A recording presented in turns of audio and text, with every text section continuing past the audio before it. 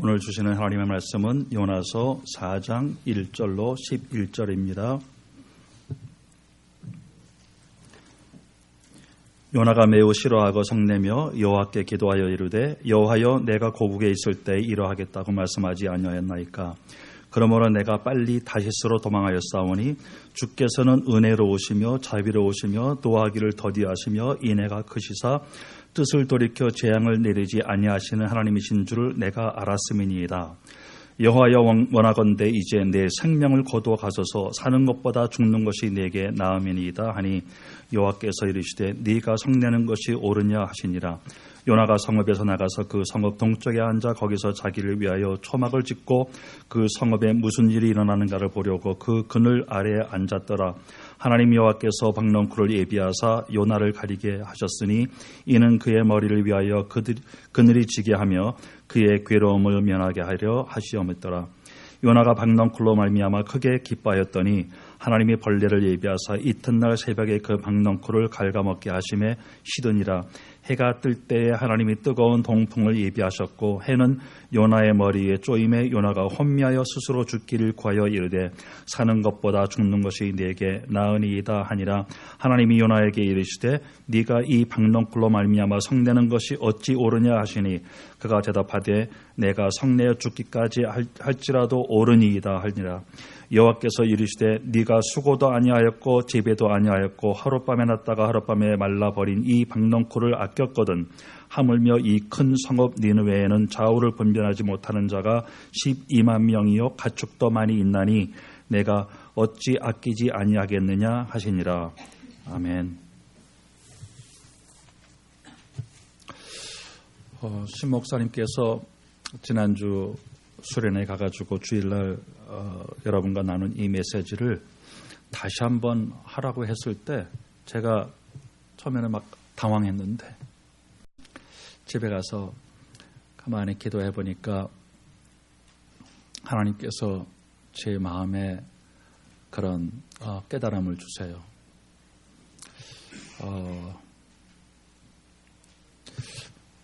네가 이 메시지를 계속 듣고 회개해야 된다.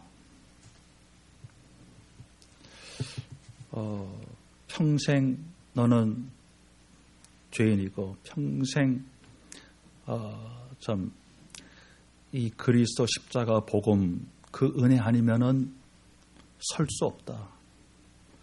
그런 깨달음을 주시더라고요.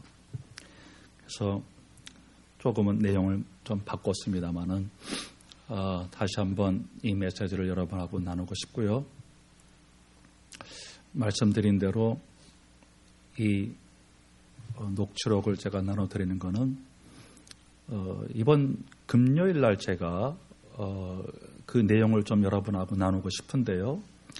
여러분이 그렇게 좀 귀하게 귀중하게 붙잡고 있는 이 언약이 여러분의 삶 속에서 그 주간 어떻게 성취되어지는가를 확인하려면은 여러분은 반드시 하나님께서 실수 아니하시고 이 강단에 세우신 주의 종의 그 메시지를 통해서 전달되어지는 그 언약을 그 주간에 붙잡고 기도하셔야 됩니다.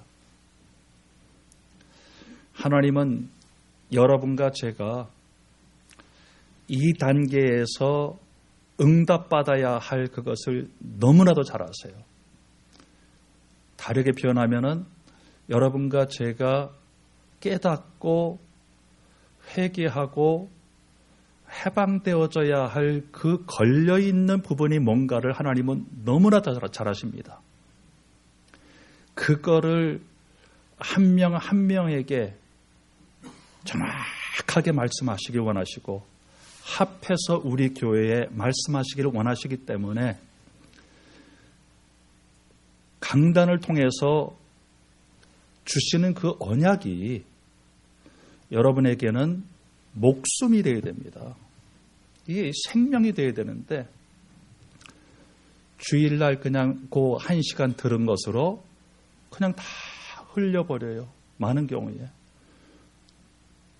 너무나 안타깝습니다. 그래서 의도적이라도 제가 좀 이렇게 한 거예요. 그래서 이거 보고 여러분이 주일날 저녁 때 또 묵상하시고 월요일날 또 묵상하시고 화요일날 또 묵상하시고 여기에서 하나님께서 여러분에게 주시는 그 기도 제목이 발견되어져야 됩니다. 왜? 언약이니까. 그것이 실수 없으신 하나님은 반드시 여러분의 그 주간의 삶 속에서 성취되어지도록 성령님은 반드시 역사하십니다. 이것이 없으면은 여러분과 저의 삶은 안 변합니다. 그래서 의도적으로라도 제가 이렇게 프린트를 나눠드린 거기 때문에 매번 그렇게 할 것도 아니고, 그러나 가능하면은 여러분들이 이렇게 노트라도 준비하셔가지고, 아니면은 주보에 빈칸이 있을 때는 거기다가 좀 적으세요. 아, 하나님께서 지금 나에게 요거 깨달으라고 하시는구나. 이 말씀을 통해서, 주의 종의 입술을 통해서 성령께서 지금 나에게 요 말씀을, 요거를 내가 회개를 해야겠구나. 이것을 내가 몰랐구나. 이거를 적으세요. 또 무슨 목사님 메시지를 가지고 여러분들이 평가하고 정리하고, 포인트가 뭔가, 오늘의 주제는 뭔가, 그것도 중요합니다만은, 살아있는 그 말씀이 나에게 생명이 되도록 그것을 여러분들이 들을 줄 알아야 됩니다. 그것을 위해서 제가 이렇게 나눠드렸으니까. 자, 나의 나라와 하나님의 나라. 요나서는 단순하게 전도와 선교를 도전하는 메시지가 아닙니다. 구원받았지만 너무나도 이기적이고 육신적인 죄인된 나의 모습과 이러한 죄인된 나에게 자비를 베푸시는 하나님의 사랑을 드러내는 메시지입니다. 요나서를 보면서 예수님께서 말씀하신 누가복음 15장의 두 아들의 비유와 너무나도 비슷하다는 생각이 들었습니다. 회개하고 돌아온 그 둘째 아들은 회개하고 돌아온 이 니느웨 백성들하고 이렇게 흡사하더라고요. 그렇죠? 그런데 하나님 그 아버지 집에서 있으면서도 그 아버지를 못 누리고 오히려 불평하고 그 원망한 그 첫째 아들하고 이미 구원받아서 또 하나님의 선택받은 선민이라고 자부심을 가지고 있는 이 요나의 모습과 너무나 비슷하더라고요. 이게 여러분과 저의 모습이잖아요. 그렇죠? 자, 그래서 구원받은 성도들도 창세기 3장의 죄 중심으로 돌아가고 있는 세상 구조로 이미 각인되어 있는 나의 나라 시스템에서 지속적으로 구원받지 못하면 하나님의 나라의 실제적인 기업을 누리지 못하고 불신자처럼 첫 아들인데 아버지 집에 있으면서도 불신자처럼 그 아버지를 모르고 아버지의 기업도 모르고 그 어마어마한 구원의 이 놀라운 그 축복을 다 잃어버리고 그렇게 이제 그냥 지내다가 모르겠어요. 하늘나라 갈 수 있을지. 구원받았다면 하늘나라 갔지만은 그런 그 안타까운 신앙생활을 할 수밖에 없지 않느냐 그 얘기예요. 그래서 첫 번째로는 나의 나라에서 하는 신앙생활. 지난주에는 그냥 나의 나라 했다가 아니구나. 요나 구원받았을 텐데 이 선지자인데 그러면은 신앙생활 하는 가운데 지금 이런 일들이 벌어지고 있단 말이에요. 그런데 신앙생활을 어디에서 하고 있느냐? 나의 나라 안에서 하고 있단 말이에요, 지금. 그럼 이게 도대체 무슨 말입니까? 첫 번째로 나의 나라에서 하는 신앙생활은 창세기 3장의 죄로 물들어 있는 죄인의 마인드에서 나온 옳고 그름의 명분으로 선과 악을 판단하는 세상 나라 시스템에서 하는 것입니다.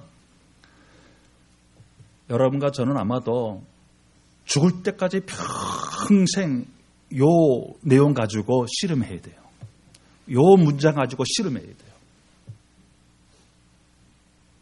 이게 지금 얼마나 놀라운 그러한 사실이 담겨져 있습니까? 다시 한번 들으세요. 나의 나라에서 하는 신앙생활은 창세기 3장의 죄로 이미 물들어 있는 이 죄인의 마인드에서 죄인의 구조, 죄인의 뿌리, 죄인의 그 마음, 죄인의 시스템, 죄인의 이 그릇, 이게 안 보이거든요. 이게 여기에서 나오는 신앙생활은 그거는 악한 겁니다. 반드시 십자가의 그 죽음과 부활을 걸쳐서 계속해서 걸쳐서 나오는 그 신앙생활이 아니면은 그거는 나의 나라의 시스템이에요. 왜? 이게 썩었기 때문에 그래요. 그래서 그런 옳고 그름의 명분으로 선과 악을 판단하는 세상 나라 시스템은 그거거든요. 하나님 될 수도 없는데 된 것처럼 선과 악, 이 죄인의 그 관점에서 선과 악을 전부 옳고 그른 거 맞다 틀리다 그거 지금 판단하고 있는 게 이제 세상 시스템이에요. 근데 여러분과 제가 지금 그러고 있거든요. 신앙생활 하면서 이게 나의 나라죠. 그거를 하나님은 악하다고 하는 거예요. 그거를. 하나님은 복음을 듣고 회개한 니느웨 백성들을 보고 뜻을 돌이켜 그들에게 재앙을 내리지 않습니다. 1절이죠. 이러한 결과를 보고 요나는 매우 싫어하고 성을 냅니다. 그래서 우선적으로는 이게 이해가 안 되는 거예요. 그래서 우리는 복음을 전하라는 하나님의 말씀에 불순종하고 1장에서 3장이죠.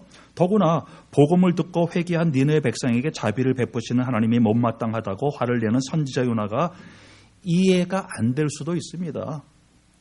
그러나 요나는 그럴 만한 분명한 명분이 있다는 태도를 보이죠. 가만히 이거 보면은 내가 지금 그러니까 하나님이 너 왜 화내냐? 아니 어떻게 니느웨 백성이 복음 듣고 회개한 것에 대해서 왜 화를 내냔 말이에요. 근데 요나는 내가 화낼 만하지 않습니까? 그런 태도에 지금 화낼 만한 정당한 명분이 있습니다. 즉 그런 태도죠. 그게 무슨 명분입니까? 니느웨는 기원전 8세기와 7세기에 이스라엘을 거듭 침공하며 괴롭혔던 아수르의 수도입니다. 특별히 기원전 721년에는 이스라엘을 정복하여 역사상에서 그 이름을 영원히 사라지게 만들었기에 이스라엘 사람들로서는 잊을래야 잊을 수 없는 철천지한 원수였습니다. 이러한 니느웨를 용서한다는 것은 선지자인 요나조차도 용납이 안 되는 일이었습니다. 이번만큼은 자신의 생각이 맞고 선하고 하나님 틀렸다 이거예요. 하나님의 그 생각이 이번은 틀렸고 그게 악한 겁니다. 자기가 선하대. 하나님이 악하대요. 실제로 히브리 원어는 1절이 그 뜻이 요나에게는 악하게 생각되어라고 되어 있습니다. 자, 여기에서 여러분과 제가 진짜 중요하게 생각해야 돼요. 우리는 터무니없이 나의 의를 드러내는 것이 아니라 항상 그럴 만한 명분이 있습니다. 항상 이유가 있어요. 내가 주장할 때, 내가 옳다고 말을 할 때 그냥 장난삼아 그냥 이렇게 하는 게 아니거든요. 분명히 나에게는 확신이 있어요. 내가 이렇게 우길 만한 그러한 분명한 명분이 이유가 있으니까 그렇게 우기거든요. 근데 그 명분이 도대체 어디서부터 나온 명분인 건가? 이게 중요하거든요. 이게 중요해요. 그것은 바로 창세기 3장, 그 외죠. 우리는 터무니없이 나의 의를 드러낸 것이 아니라 항상 그럴 만한 명분이 있다는 것입니다. 명분 있는 일로 화를 내고 명분 있게 억울해하고 명분 있게 상처받습니다. 상처받을 때 다 이유가 있어요. 네? 그러나 우리의 생각과 행동이 아무리 객관적으로 명분이 있어도 그것은 바로 창세기 3장에서 선악과를 먹은 결과임을 알아야 됩니다. 이게 무서운 거예요. 이게 무섭습니다. 아무리 우리의 생각이 옳다고 해도 내 생각이 옳다고 해도 그 바탕 곧 마음이 십자가 복음 자세에서 나온 것이 아니면은 분명히 나는 억울해. 분명히 나는 잘못한 게 없어. 분명히 나는 선해. 오라. 저 사람이 틀렸어. 사람들, 지나가는 사람들 다 붙잡고 물어봐도 민주적으로 10명한테 물어봤을 때 다 당신이 옳다 하더라도 그 나오는 그 생각의 시작이 십자가에서 죽어지고 부활되어진 이 생각에서 나온 것이 아니면은 선악과 먹은 결과거든요. 그게 죄의 뿌리다 그 얘기예요.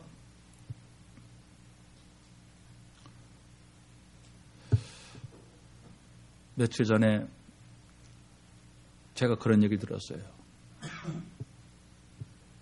너는 틀렸지 않느냐? 당신이 틀렸습니다.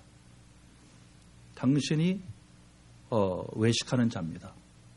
저는 그 순간에 정신이 멍하더라고요.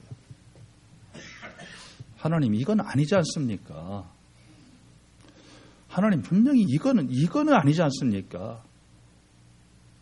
어떻게 내가 외식자입니까? 이거는 분명히 하나님을 생각해서 제가 얘기한 건데요. 기도하고 한 얘기인데요. 그리고 또 정말 그 영적인 상황에서 내가 얘기한 건데요. 이게 막 헷갈리더라고요. 잠깐 묵상하는데 억울해? 너 외식하는 자잖아. 네 뿌리가 외식하는 자고 네 뿌리가 형식주의고 네 뿌리가 사기꾼이잖아. 그거 깨달으니까 팍 무릎 꿇어지더라고요. 하나님 맞습니다. 이 사건에서 요 일에서 그 말에서 혹시 내가 틀리지 않았다 하더라도 나는 틀렸습니다.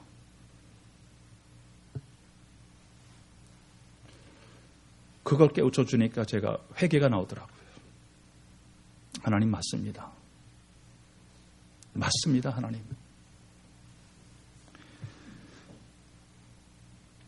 그래서 여러분, 십자가 복음 자세에서 나온 것이 아니면 그것은 맞는 말이지만은 죄입니다. 맞는 말이지만 죄입니다. 여러분과 저는 이거를 항상 생각해야 돼요. 말은 맞아요. 명분은 있어요. 그 배경이 어디서 나왔냔 말이에요. 사단은 여러분과 저를 이렇게 속여요. 이렇게 속입니다. 그래서 나의 나라에서 하는 신앙생활은 그리스도의 십자가에 동참되어지는 하나님의 나라에서 나오는 신앙생활이 아니기에 교만해질 수밖에 없습니다. 그 2절을 보세요. 여호와께 기도하여 이르되 여호와여 내가 고국에 있을 때에 이러하겠다고 말씀하지 아니하였나이까 그러므로 내가 빨리 다시스로 도망하였사오니 주께서는 은혜로우시며 자비로우시며 노하기를 더디하시며 이내가 크시사 뜻을 돌이켜 재앙을 내리지 아니하시는 하나님이신 줄을 내가 알았음이니이다. 여러분 얼마나 정확한 지금 교리를 얘기하고 있습니까? 하나님에 대해서 정확하게 얘기를 해요. 근데 고백만 했습니까? 말씀에도 순종을 했어요. 그 3장 3절에 보면 이렇게 되어 있습니다. 요나가 여호와의 말씀대로 일어나서 니느웨로 가니라. 니느웨는 사흘 동안 걸을 만큼 하나님 앞에 큰 성읍이더라. 요나가 그 성읍에 들어가서 하루 동안 다니며 외쳐 이르되. 어떤 면에서는 물고기 뱃속에서 고생하고 튀쳐나와가지고 깨우쳐가지고 회개한 것처럼 보일 수가 있어요. 그래서 순종한 것처럼 우리가 순종했다고 여기 나와 있잖아요. 말씀 그대로 순종. 근데 이게 진짜 순종입니까? 이게 믿음에서 나온 겁니까? 아니잖아요. 거꾸로 불순종에서 나온 거지. 그렇잖아요. 여러분과 저는 그냥 하는 척 정도가 아니라 어떤 면에서는 우러러서 나와서 할 수도 있어요. 근데 그 우러러서 나오는 그게 뭐냐 이거예요. 그게 우러러 나오는 게 그게 십자가의 과정을 통해서 정말 그 복음 안에서 회개하면서 하는 거냐? 이게 중요하잖아요. 자, 여기서 우리는 무엇보다도 영적 우월감은 하나님이 제일 싫어하시는 교만의 죄라는 것을 발견합니다. 하나님이 제일 가증스러워 여기는 것이 교만인데 교만에는 종류가 없습니다, 여러분. 교만에는 등급이 없다니까요. 어떤 면에서는 더 무서운 것이 영적 교만이겠죠. 영적 우월감의 교만이잖아요. 예? 그 보이는 것 가지고 일시적인 것 가지고 그 세상적인 것 가지고 뭐 내가 교만한 거 그거는 어떤 면에서는 유치한 수준일 수도 있어요. 그런데 많은 경우에 여러분과 저는 아주 고등수법으로 교만해요. 하나님은 만월이 여김을 받으시지 아니하시잖아요. 그러니까 여러분과 제가 하나님을 속이려고 한단 말이에요. 나는 내 자신에 대해서 속는 것인지 모를 수 있어요. 그런데 하나님을 우리가 속인다. 하나님은 아시잖아요. 내가 아무리 속이려고 해도 하나님은 아시는데, 자, 요나의 문제를 잘 봅시다. 무엇이 문제일까요? 그냥 걸어서도 3일 걸릴 길을 대충 하루 정도 걸려서 건성으로 복음 전한 것이 문제입니까? 대충 한 게 그게 문제일까요? 아니면은 마음에서 우러나와서 하지 않고 지식으로 전하는 것이 문제입니까? 다 맞아요. 그것도 맞아요. 그러나 근본적으로는 한 가지가 문제입니다. 니느웨 백성들은 감히 자격 없는 것들이 저것들이 어떻게 구원받아요? 그 태도잖아요. 그런데 요나 자신에 대해서는 그래도 나는 선택받은 선민이기에 구원받을 만한 자격이 있다는 착각입니다. 다시 말해서 이게 영적 우월감의 교만이죠. 내가 먼저 구원받았는데 그 정도라도 교만이고, 예? 자, 내가 먼저 깨달았다. 이것도 교만이고, 예? 당신들은 아직 이런 거 모르지. 이것도 교만이고, 여러분, 하나님 앞에서 은혜가 어떻게 먼저가 있고 나중에 있고 또 앞선 자가 있고 나중된 자가 있겠습니까? 하나님 앞에서는 모두가 죄인이요. 하나님 앞에서 우리가 은혜 받았다고 하는 것에서는, 예? 아침에 들어온 자나 오후에 들어온 자나 저녁 때 들어온 자나 똑같은 은혜 받은 거예요. 할 말이 없단 말이에요. 여러분과 제가 어떻게 그 영적인 그런 신앙적인 면에서 내가 조금 당신보다 낫다고 합니까? 하나님이 제일 역겨워하시는 교만이겠죠. 사실 죄인이라는 점에서는 이스라엘과 아수르가 하나님 앞에서 다룰 것이 무엇입니까? 우상숭배의 흉악한 죄로 하나님을 대적한 이스라엘을 깨우치기 위해서 흉악한 아수르를 막대기로 사용하신 것이 아닙니까? 오히려 하나님의 언약 안에 있다고 하는 이스라엘이 더 악한 것이 아닐까요? 자, 그래서 우리 모두는 똑같은 죄인입니다. 도토리 키재기식으로 상대방을 손가락질하는 우리의 수준을 보시는 하나님은 인간의 편으로 한다면은 웃긴다 할 것입니다. 우리가 하나님을 남보다 더 알면은 얼마나 더 알겠습니까? 여러분과 제가 누구보다 나는 하나님을 더 알아. 어떻게 그렇게 표현할 수 있겠어요? 얼마 전에 제가 그런 얘기를 들었어요. 어느 목사님이 저는 완전하지는 않지만은, 제가 그 생각을 집에 와서 가만히 생각해 봤어요. 난 저분은 모르겠습니다만 나는 완전하지는 않습니다만은 그런 말을 제가 할 수가 없을 것 같아요. 여러분, 완전하지는 않지만은 그런 그 뉘앙스는 뭡니까? 그래도 한 90% 정도는 되지만은 완전하지는 않지만은 여러분과 제가 하나님을 안다면은 어느 정도 할까요? 1%나 할까요? 0.1%나 할까요? 그러면 0.1%, 1% 정도는 아직은 완전하지 않지만은 그거는 제가 단어를 찾아봤어요. 그럼 뭐라 그러죠? 여기 안 썼구나. 업을 뭐죠? 어불성설. 그 어불성설이죠. 여러분과 제가 감히 하나님 앞에서, 아니면 내가 완전하지는 않지만은, 그게 무슨 말입니까? 그래도 많이 온전해졌다, 많이 거룩해졌다, 많이 가까워졌다. 그래요? 아니, 점점 어떻게 내 안에 썩은 게 더 드러나는데, 어떤 면에서는 그런 썩은 게 더 드러나니까 어떤 면에서는 점점 내 이 더러운 게 더 많아지는 것 같아. 더 많아지는 건 아니죠. 더 많아지는 것이 더 발견되어지는 것 뿐이겠죠. 완전해요? 완전하지는 않지만은 no. 어불성설입니다.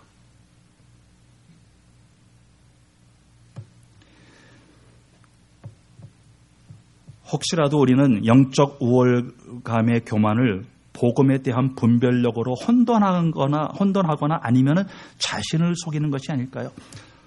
분별력은 있어야죠. 맞아요. 분별력은 있어야죠. 그래서 이거는 복음이고 이거는 복음 아니고. 맞아요.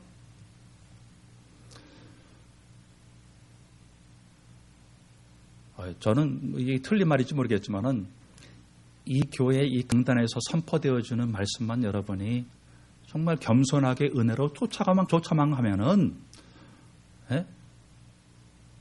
그래도 이렇게 위험하지는 않을 것 같아요.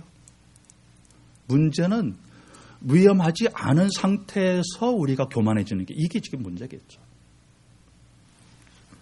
특별히 교리를 정확하게 알고 고백도 하고 심지어 그 교리대로 순종하는 행동이 나와도 그것이 십자가에 동참되어지는 하나님의 나라에서 나온 신앙생활이 아니기에 그것은 더 무서운 죄라는 것을 발견합니다. 요나가 그리스도를 몰랐겠습니까? 복음과 교리를 정확하게 알고 있었습니다. 아마도 우리보다 훨씬 더 정확한 복음을 알고 있었고 더 철저한 개혁주의 신학을 고수하고 있었을 것입니다. 그러나 문제는 여러분과 저와 같이 요나의 신앙생활의 행동은 뿌리에서부터 죄성에서 나온 겁니다. 이게 문제거든요. 그래서 우리가 자주 듣는 그리스도 없는 기독교라는 표현의 의미를 어떻게 받아들이고 있습니까? 혹시라도 여러분과 제가 이 표현을 신앙생활의 모든 것을 하지만은 복음의 내용이 없는 종교생활이라는 의미로 이해하고 있지 않습니까? 맞아요. 이거 맞아요. 그러나 여기서 끝나면 안 돼요. 한 단계 더 나가야 돼요. 그 의미의 이해를 이 정도로 끝나면 안 됩니다. 여러분과 제가 예배를 드릴 때 바탕에서부터 죄인이기에 그 죄를 처절하게 절감하면서 그리스도의 십자가에 동참하는 예배가 아니면은 그리스도 없는 기독교의 악한 예배가 될 수도 있다, 그 얘기예요.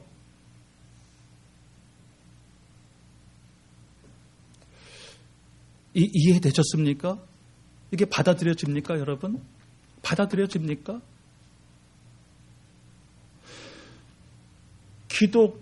그리스도 있는 기독교 안에서 신앙생활을 할지 몰라도 그리스도 십자가 복음의 그 과정이 나에게 나의 그 죄성에 보여지면서 적용되어지면서 정말 하나님 앞에서는 나는 악한 무익한 종입니다라고 회개되어지는 가운데 드려지는 그 예배라면은 하나님이 받으실 만한 예배지만은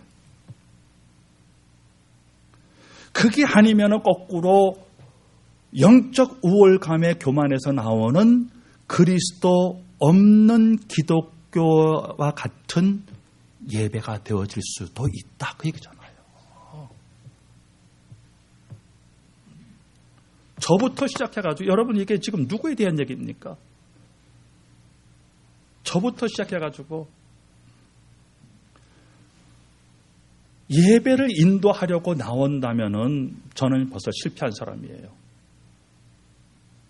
하나님 앞에 정말 하나님 나는 죄인입니다. 어떻게 감히 저 같은 것을 이 강단에 세워서 하나님을 얘기하게 하십니까? 하나님의 그 복음을 말하게 하십니까? 이거는 진짜 어떤 면에서는 어불성설입니다. 그러나 하나님의 은혜입니다. 그렇게 선포되어질 때 저도 은혜 받고 여러분도 은혜 받겠죠. 그리스도 없는 기독교의 악한 예배요, 마찬가지로 십자가를 통과하지 않은 기도가 죄요, 십자가를 통과하지 않은 말씀 순종이 죄라는 사실을 잊지 말아야 됩니다. 누가복음 19장에 바리새인과 세리의 기도가 나옵니다. 바리새인은 자신의 의를 내세우는 기도를 했고 세리는 통회하면서 기도를 했습니다. 핵심은 바리새인은 십자가 없는 기도였고 세리의 기도는 십자가에 동참하는 기도였다는 것입니다. 이게 키거든요. 이게 키예요. 여호와는 마음이 상한 자를 가까이 하시고 충심으로 통회하는 자를 구원하시는도다. 10편 34편 18절. 십자가를 통과하지 않는 모든 신앙생활이 죄이기에 이거는 생명이 없습니다. 말은 십자가요, 말은 복음이요, 말은 예수요, 말은 하나님이요, 말은 교리요, 다 해도 생명 없는 죽음의 그 신앙생활에 모든 것이 될 수 있다고 하는 것. 그 생명 없는 그리스도 십자가 없는 기독교의 모든 행위는 죽음이 전달되는 정도가 아니라 내가 먼저 죽었는데요. 내가 먼저 죽어 있는 그 예배요, 죽어 있는 기도요, 죽어 있는 말씀이요, 죽어 있는 말씀 공부요, 죽어 있는 말씀 세워요, 죽어 있는 북세워요, 죽어 있는 봉사요. 여러분 어떻게 하실래요? 여러분과 저는 하나님 앞에 서야 됩니다. 하나님 앞에 서야 됩니다. 절대로 생명이 될 수 없기 때문에 성령의 열매를 맺을 수가 없고 변화는 없어요. 나도 변하지 않고 썩은 냄새만 자꾸 전하고 썩은 죽음만 자꾸 옆 사람한테 전달하고, 네? 여러분과 저는 마음의 근원에서부터 썩었고 부패하고 문드러졌기 때문에 그리스도의 십자가 앞에 죽어지고 부활되어지지 않으면 소망 없습니다. 만불보다 거짓되고 십이 부패한 것은 마음이라 누가 능히 이를 알리오마는 예레미야서 17장 9절. 사람은 다 거짓되되 오직 하나님은 참되시다 할지어다 로마서 3장 4절. 이것이 이런 구절들이 불신자에게 해당되는 구절일까요? 절대 아닙니다. 불신자의 마음은 부패했고 성도인 나는 부패하지 않았습니까? 안 그렇잖아요, 여러분. 그러나 뭐가 다릅니까? 뭐가 다릅니까? 불신자는 그 마음이 부패했어도 그것이 안 깨달아집니다. 못 깨달아집니다. 성령이 안 계시고 성령의 역사가 없는데, 그러나 여러분과 저는 똑같이 부패했는데, 마음이 썩었는데, 똑같이 더러운데, 똑같이 악한데, 똑같이 징그러운데, 이것이 보여지고 깨달아질 수 있는 성령님이 여러분과 제 안에 있잖아요. 이게 은혜죠. 이게 은혜죠. 그것이 깨달아진다고 하는 것이 최고의 축복이요. 그렇죠? 그러므로 혹시 우리가 억울하게 손가락질 당해도 억울할 것은 아무것도 없습니다. 여러분과 제가 겉으로의 행동이 아무리 깨끗하다 해도 바탕에서부터 썩었기 때문입니다. 이것이 하나님께서 욥에게 주신 메시지가 아닙니까? 다윗은 우리아의 아내 밧세바를 범한 죄를 깨달았을 때 겉으로 행한 죄뿐만이 아니라 속에서부터 썩은 자신의 죄성을 통해 자복한 것입니다. 욥이 마지막에 하나님 앞에서 손들잖아요. 처음에는 아무리 이상하게도 자기는 뭐 잘못한 게 없어. 결국에는 하나님은 그걸 지적하잖아요. 행동에서는 혹시 네가 깨끗하다 할지라도 네가 속에서부터 죄인인데 네가 나한테 할 말이 있어? 여러분과 제가 하나님의 사랑, 십자가가 없었다면, 그리고 그 은혜가 지금도 없었다면 어쩔 뻔했습니까? 여러분과 제가 이 십자가의 은혜가 없었다면 어쩔 뻔했냔 말이에요, 도대체. 그 은혜의 보좌 앞에 나올 수 있다는 것이 그냥 우리가 하나님께 나 오늘도 예배할 수 있어, 이 정도가 아니라니까요. 괴수 중에 괴수가 아니라 괴물 중에 괴물입니다. 괴물 될 뻔한 것이 아니라 지금 괴물입니다. 지금 괴물이에요. 그 십자가가 없다면 이 괴물에서 벗어날 길이 없다는 뜻이에요. 넥타이 메고 다니는 괴물이죠. 화장하고 다니는 괴물이죠. 여러분, 이런 내가 괴물이구나, 내가 죄인이구나, 괴수 중에 괴수구나라고 하는 것이 깨달아질 때 자멸감을 느껴가지고 아무것도 하기 싫고 교회도 가기 싫고 그렇게 되어진다면 여러분은 뭔가 잘못 듣고 있어요. 여러분과 제가 이 하나님의 그 지적하시고 찌르시고 하는 그 이 성령의 역사에 통해 자박이 나오는 만큼 해방입니다. 자유입니다. 기쁨입니다. 평안입니다. 감격입니다. 감사입니다. 감사합니다. 하나님께 영광입니다. 그렇잖아요. 이것이 그리스도의 복음입니다. 그렇잖아요. 세상적으로 각종 나쁜 짓하고 다니기의 괴물이 아니라 속에서 계산하고 속에서 머리 굴리고 속에서 잘난 척하고 겉으로 안 그런 척하고 많은 경우에 내 마음도 내가 모르니까 느끼는 것도 생각하는 것도 말하는 것도 전부 새 사람이 아닌 옛사람이 움직이고 있지 않습니까? 그것이 괴물이죠. 그것이 괴물이죠. 그래서 나의 나라에서 하는 신앙생활은 나를 편안하게 하는 육신적인 응답이 있을 때 내 뜻대로 기뻐하고 나를 힘들게 하는 환경이 올 때 내 뜻대로 불평하는 신앙생활입니다. 네? 요나는 하나님께 삐지고 화내고 한순간에 죽여달라고 하다가 또 한순간에는 박농쿨을 보고 기뻐하고 벌레가 박농쿨을 갉아먹으니까 또 죽겠다고 소리 지르면서 기도합니다. 하나님께서 왜 화를 내냐고 하니까 대꾸질까지 하면서 죽겠다고 덤집니다. 그것도 2번씩이나. 예? 2번씩이나 죽겠대요. 이게 애교입니까? 이게 애교가 아니라 완전히 정신병자예요, 이거는. 근데 여러분과 제가 정신병자거든요. 정말 하나님의 그 하나님 되심을 알아가는 만큼 여러분과 저는 정상적으로 돌아옵니다. 정상적으로. 요나는 또 육신적인 조그만 응답에 기뻐합니다. 12만 명이 회개한 것을 기뻐한 것이 아니라 박넝쿨 하나로 기뻐한 요나입니다. 그러다가 잠시나마의 육신적 평안이 사라지고 불편해지자 금방 또 불평합니다. 우리들의 모습이죠. 우리의 관심이 전부 나의 육신적인 평안함과 이 편안함을 위한 보장과 이 보장이 없어지지 않도록 바둥거리고 경쟁하고 인본주의 쓰고 편안함과 보장과 인정이 없을 때 좌절하는 우리가 아닙니까? 그리고 우리는 요나처럼 신앙생활 혹은 하나님의 일, 교회 일을 할 때도 내 뜻대로 안 되면 삐집니다. 하나님의 일을 세상 시스템으로 굳어진 육신 체질 안에서 하려고 하기 때문입니다. 그래서 우리는 내 마음대로 기분 나빠하고 내 마음대로 사람을 싫어하고 내 기분 좋은 대로 예배하다가 내가 기분 나쁘면 교회 안 나가고 내 마음대로 상대방을 평가하고 내 마음대로 정죄하고 내 마음대로 수군거리고 내 마음대로 생각하고 내 마음대로 화내고 상대방이 나에게 잘하면 또 내 마음대로 즐거워합니다. 생각도 내 것이요 기분도 내 것이요 말도 내 것인 것처럼 마치 인생이 내 것인 것처럼 살아갑니다. 내가 하나님이란 얘기죠. 내가 하나님이에요. 여러분 가만 보세요. 나름대로 사람들은 전부 다 할 말이 있고 전부 다 자기 말이 옳고 전부 다 자기 내세우고 대화를 할 때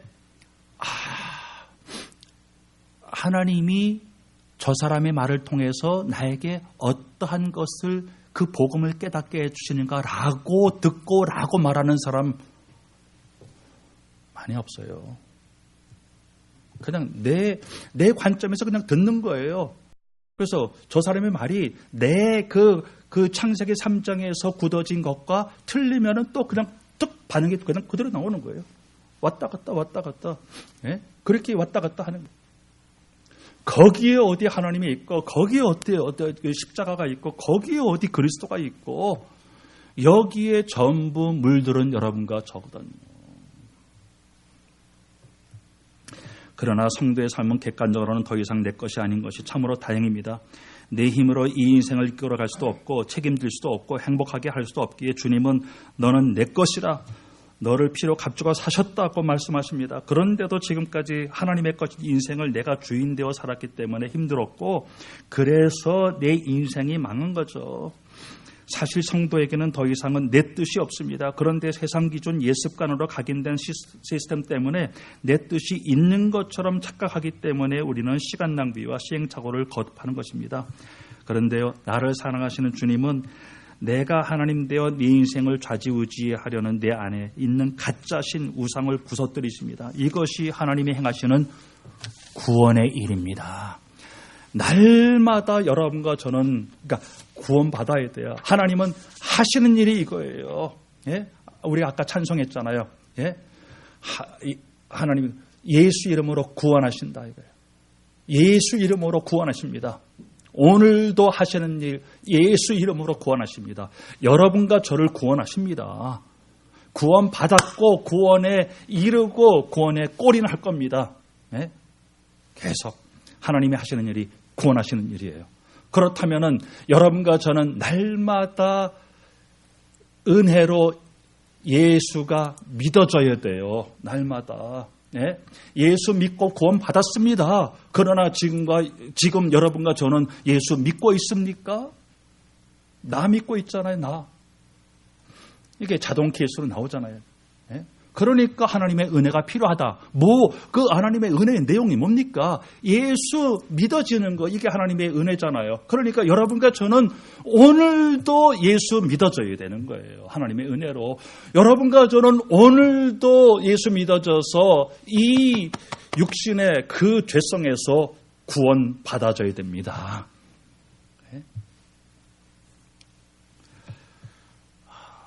그래서 내가 하나님이라면은 요나의 배응망덕한 행동에 참지 못해서 그만해 하면서 화를 냈을 텐데 하나님은 오히려 박넝쿨을 그늘로 주시면서 위로하십니다. 그런데 하나님은 이제는 또 벌레를 예비하셔서 박넝쿨을 갉아먹게 하십니다. 하나님은 당신의 뜻 곧 십자가를 통한 구원을 위해서 우리에게 위로도 주시지만은 고난도 주시는 하나님이십니다. 그리고 구원의 일을 성취하시기 위해서 아주 작고 보잘것없는 것도 사용하십니다. 12만 명의 영혼을 회개하게 하시는 것도 하나님이시지만은 벌레만도 못한 나의 못된 마음을 깨닫도록 작은 벌레를 사용하십니다. 이토록 삶의 작고 큰 모든 것들과 모든 일, 만남, 사건, 문제, 위기를 통해서 계속해서 메시지를 주시고 계속해서 은혜를 주십니다. 결국에 그리스도와 함께 죽어지고 그리스도와 함께 사는 과정을 통해서 하나님의 나라의 거룩한 성품을 닮아가게 하십니다. 네? 그래서 마지막으로 하나님의 나라의 목적은 그리스도 십자가 복음을 통해서 구원하시는 하나님의 뜻을 드러내시길 원하시는 겁니다. 하나님이 여러분과 저를 여러분과 제가 행복하게 살아야 됩니까? 여러분과 제가 기쁘게 살아지는 거, 그게 달까요? 여러분, 내가 하나님을 행복하게 또 정말 송축 안 해드려도 하나님은 복 자체이십니다. 그러나 하나님의 관심은 여러분과 제가 복 받는 게 아니에요. 하나님의 관심은 여러분과 제가 행복하게 사는 게 아니라니까요. 하나님의 관심은 하나님 당신이 영광 받으시는 겁니다. 뭐를 통해서요? 이 구원의 일을 통해서요. 또 말씀드리겠습니다만은 그 영광의 십자가의 과정을 통해서 여러분과 저를 그 영광 속에 끌어들이시겠대요. 그러니 여러분과 제가 여기에서 행복하게 살고 여기에서 조금 기뻐지고 여기에서 조금 평안하고 그것이 결국일까요? 아닙니다. 아닙니다. 이 어마어마한 하나님의 영광 속에 여러분과 저를 초대하십니다. 어떻게요? 십자가의 과정을 통해서요. 10절과 11절에는 하나님의 십자가를 통한 구원의 복음에 대한 심장을 느끼게 합니다. 결국에는 니느웨의 죄, 아수르의 죄, 이스라엘의 죄, 요나의 죄, 여러분과 저의 죄 전부를 당신의 아들에게 전가시키고 십자가에서 함께 죽어지고 함께 부활되어지도록 요나의 표적을 주신 것이 아닙니까? 마태복음 12장. 이 내용이요. 그래서 보세요. 하나님은 우리가 있고 없는 육신적인 표적이 중요한 것이 아니라 있고 없는 이런 그 육신적인 표적이 아니라니까요. 하나님의 관심은 그 표적이 아닙니다. 그리고 잘 되고 안 되는 일들의 육신적인 환경의 그런 표적이 아니라니까요. 예, 좋고 안 좋은 상황의 그런 표적이 아닙니다. 예? 그것을 통해서 나오는 나의 반응의 뿌리, 동기, 마음이 세상 나라의 기준에서 나온 것임을 보여주심으로 오늘도 예수 그리스도의 복음만이 필요하다는 그 은혜, 이것이 하나님께서 의도하신 표적이거든요. 그게. 그러니까 내가 너에게 또 보여줄 이 표적은 요나가 3일 3야의 이 표적, 물고기 뱃속에서 있었다가 나온 이 표적밖에 없다. 바로 예수 그리스도의 죽으심과 부활의 표적밖에 없다. 그 얘기하시는 거잖아요. 그래서 말씀을 들을 때마다 읽을 때마다 나에게 깨우침을 주시는 성령의 역사로 내가 하나님 앞에 서면 설수록 죄인임이 점점 깨달아지는 것입니다. 바닥에서부터 죄인이요, 머리끝에서부터 발끝까지 죄인이요, 생각이 돌아가는 만큼 죄인이요, 마음으로 느끼는 만큼 죄인이요, 혀를 내뱉는 만큼 죄인인 것이 깨달아지기에 점점 더 하나님 앞에 죄송하고 이러한 죄인을 예수 그리스도의 십자가의 복음으로 용서하신 하나님의 은혜가 점점 더 감사한 것뿐입니다. 그런데 보세요. 우리는 내가 싫어하는 사람은, 상대하기 싫은 사람은 그냥 너 같은 건 내가 상대하지만 않으면 돼. 그럼 무시해버려요. 내가 그렇게 사랑 안 해도 되니까, 그냥 무시하면 되니까. 그런데 보세요. 하나님이 나 같은 것, 기분 나쁜 정도가 아니라 증오할 수밖에 없는 쇳덩어리요, 그러니 그저 하찮은 벌레 정도가 아니라 끔찍할 정도로 개울스러운 괴물보다 무섭고 징그러운 나를 보고 너 같은 거 상관 안 해, 당장 꺼져 할 수 있었는데, 아니 지금도 그럴 수 있는데, 구원은 받아서 그냥 하늘나라 갈 수 있다 치고 징그러우니까 상대 안 해. 그럴 수 있잖아요. 하나님께서. 그런데 왜 간섭하십니까? 왜 찾아오십니까? 왜 건드리십니까? 왜 참아주십니까? 왜 깨우쳐 주십니까? 나 같은 것 왜 상대해 주십니까? 그 어마어마한 창조주 하나님, 왜 나 같은 거 상대해 주십니까? 나 같은 거. 나보다 더 훌륭한 사람 많잖아요. 왜 사랑하십니까? 왜 끝까지 인자하십니까? Everlasting endurance. 인자하시다고 하는 거. 끝까지 인내하시면서 사랑하신다. 그 뜻이잖아요. 왜요? 왜 은혜 주십니까? 왜 붙들어 주십니까? 더 놀라운 사실은요, 십자가의 죽으심과 부활을 통해서 성자 예수님께서 아버지께 순종하며 영광을 돌리셨는데, 수요예배 제가 메시지 들으면서 제가 너무 놀랐어요. 성자 예수님을 통해서 영광 받으셨는데 거기서 끝낼 수 있었어요. 근데 성령님은 여러분과 저를 그 십자가에 동참하게 함으로 그 놀라운 하나님의 영광에 동참시키시는 거예요. 어떻게 여러분과 저를 통해서 영광 받으십니까? 어떻게 여러분과 저를 통해서 영광 받으십니까? 예수님을 통해서 영광 받으신 그 성부 하나님 똑같이 영광 받으시겠대요. 예수님이 죽고 부활하신, 죽으신 그 십자가에 통해서 영광 받으신 하나님, 여러분과 제가 그 십자가에서 죽어짐으로 말미암아 똑같은 영광 받으시겠대요. 이게 어떻게 이럴 수가 있습니까, 여러분? 어떻게 이럴 수가 있습니까?